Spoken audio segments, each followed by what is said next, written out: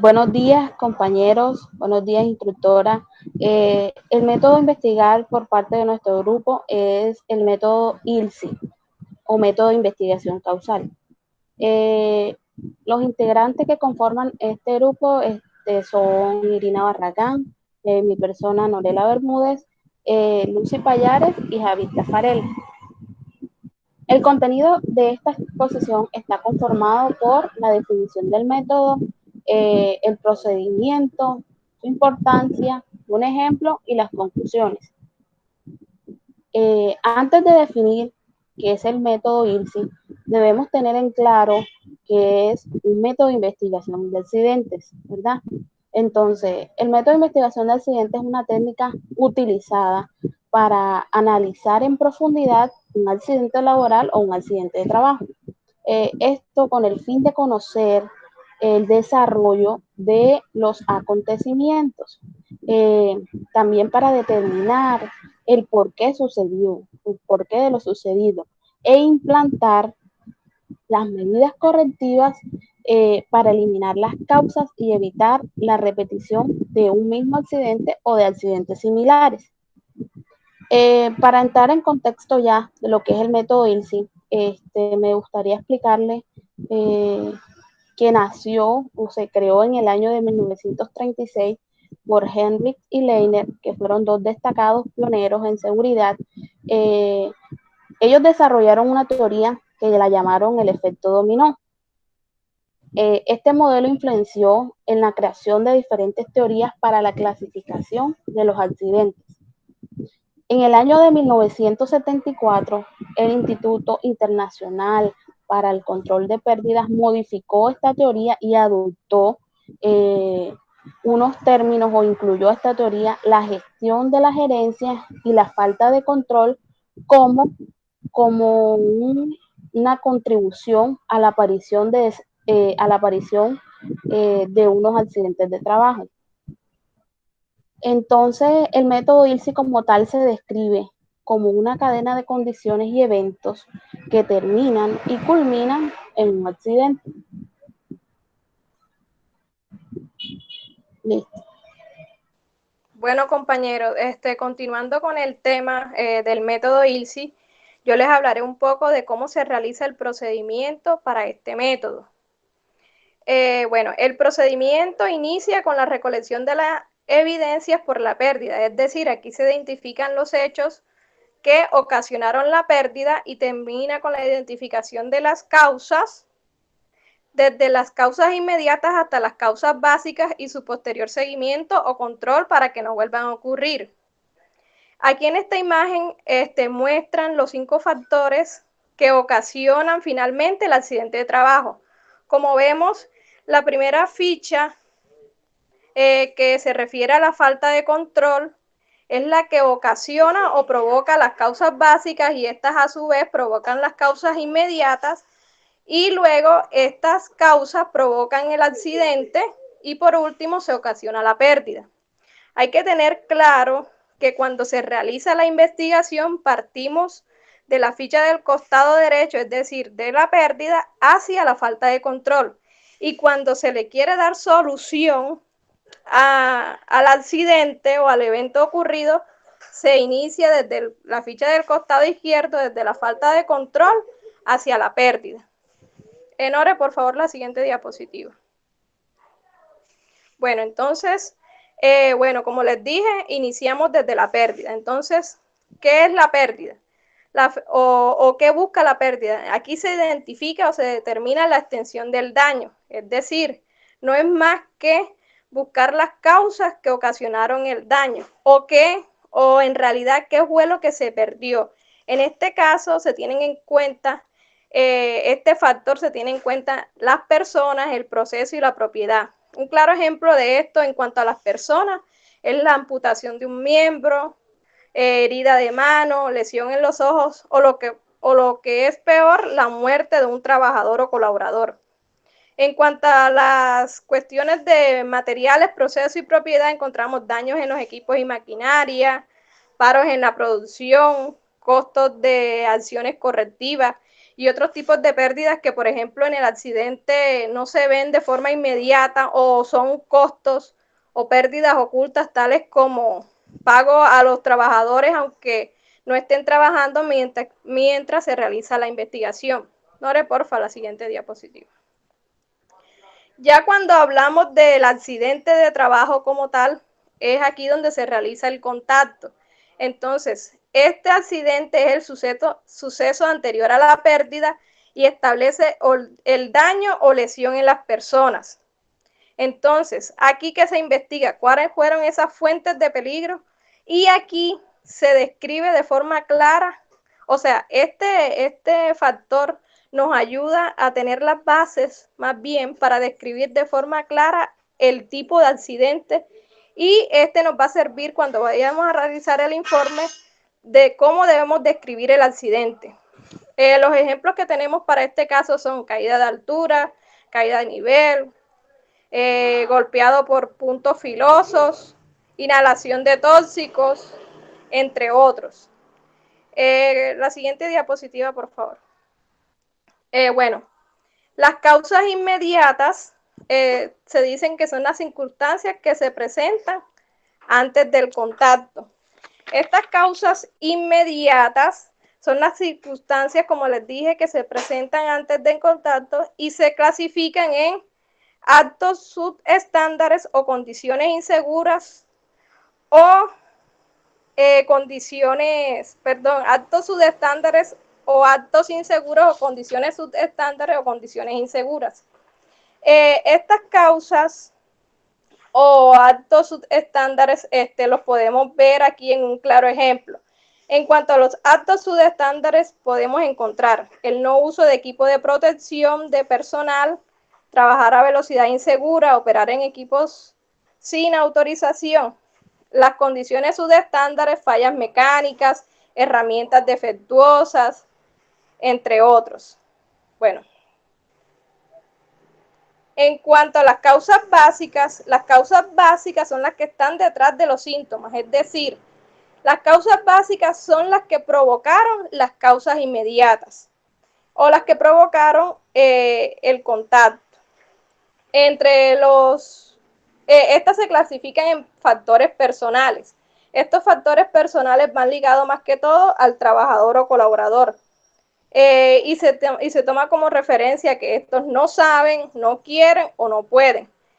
Dentro de los factores de trabajo, esto es todo lo relacionado con el empleador o el trabajo. Ya estas causas van más ligadas a las acciones o decisiones que tome el empleador.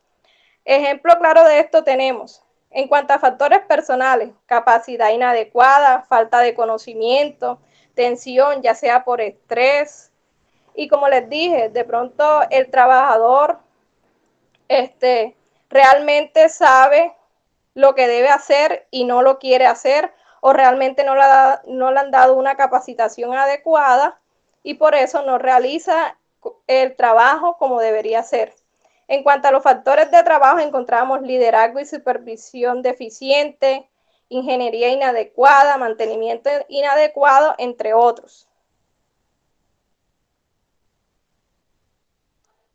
Bueno, y ya por último, un factor para la investigación es la falta de control. Como les dije, este es el último paso en la investigación del accidente de trabajo, pero a la vez es el que da inicio al proceso, es decir, cuando ya se va a dar solución al proceso, se inicia por corregir la falta de control hasta la pérdida. Entonces, en esta se tienen en cuenta, como les dije, o sea, Henry y Leiner incluyeron en este método, pues la gestión, o sea, la falta de control por parte de la gestión de la gerencia, que en esta falta de control, por lo general, es por falta de implementación de un procedimiento o de cumplimiento de los reglamentos de las normas de seguridad o protocolos para el uso de los elementos de protección personal. Entonces, este método se considera uno de los métodos más completos o más utilizados para la empresa porque van describiendo paso a paso cuáles son esos factores o causas que ocasionaron un accidente de trabajo, teniendo en cuenta la falta de gestión de la gerencia o de los directivos, porque, y hay que aclarar que estos métodos pues no buscan un culpable, sino que estos accidentes no vuelvan a ocurrir. Bueno, continuando, yo les voy a hablar un poquito sobre la importancia de este método. La importancia de utilizar un método de investigación radica en que permite hacer la lectura de lo ocurrido para poder identificar las causas del evento. Y lo más importante, aplicar medidas de prevención y de control en todos los procesos, empezando por la gerencia, para que no vuelvan a ocurrir. En el caso del método ILSI, es un método muy útil, pues porque explica la multicausalidad, es decir, un análisis sistemático de los eventos a través de las causas inmediatas o las condiciones subestándar o actos subestándares. Las causas básicas o falta de control, factores personales o factores de trabajo. Con este método podemos obtener información, por ejemplo, quién resultó herido, cómo sucedió, dónde ocurrió el accidente, cuándo ocurrió el accidente, qué sucedió en el momento del accidente, y investigar la raíz del accidente y determinar acciones para mejorar, una mejora continua en el proceso. Esta metodología ha sido utilizada por el Instituto Internacional de Pérdidas ILSI. Es desde aquí que se ha divulgado en muchas empresas del mundo o muchas partes del mundo.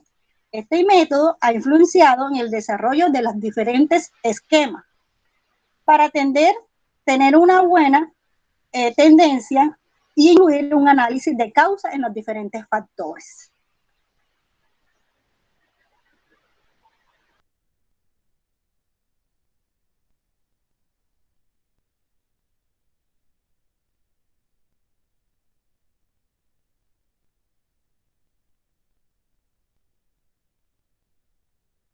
Bien, continuamos entonces con un ejemplo muy concreto acerca de todo lo que tiene que ver con la implementación de este método.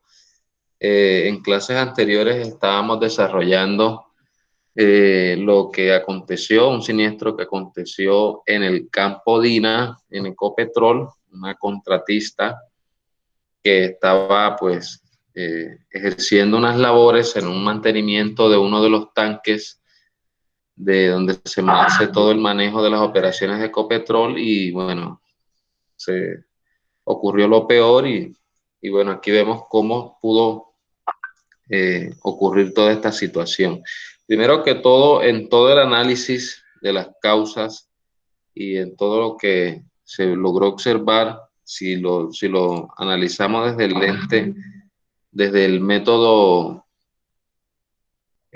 ILSI, podemos ver que hay en la falta de control, ocurre de pronto la falta de supervisión y de pronto en los procedimientos para el uso de los elementos de protección personal, que fueron uno de las causales más significativas, ¿no? Estos trabajadores, al no tener a alguien que de pronto quizás no existencia de una capacitación previa o la desobediencia de estos operarios a la hora de utilizar los elementos de protección.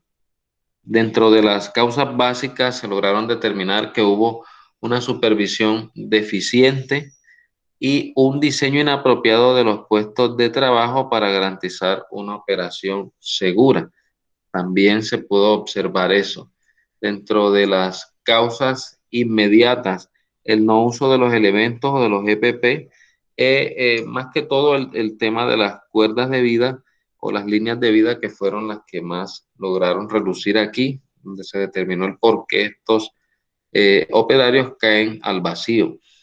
El trabajo en altura sobre superficie lisa y sin fijaciones.